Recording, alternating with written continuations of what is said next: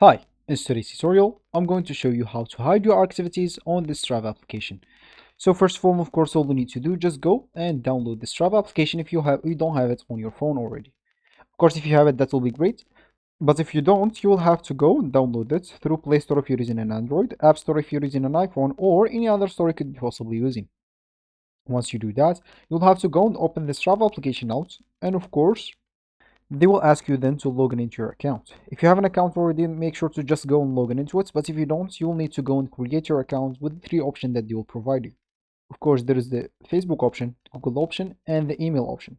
Choose whatever suits you, and once you created your account or logged in into your account, you'll find yourself at this home option of the Strava application, which is going to be your home screen or your main screen. And as you can see here on home option, you will have your activities, posts, and even if you upload some photos, and you can actually upload more if you want, some posts, photos, manual activities, or you can just edit them or delete them if you want, as you can see right here. But what we said is we would like to hide some activities. So of course, if you want to do that, we can just go to this view at the bottom right corner. And once you are here, make sure to click at the settings option at the top right corner. Once you are here, make sure to go and click at privacy control at the preferences option.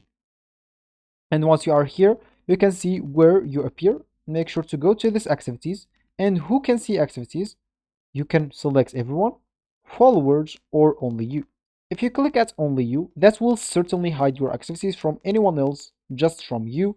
You are the only one who will be able to see your activities here in your home screen, and no anyone else will not be able to see it unless you.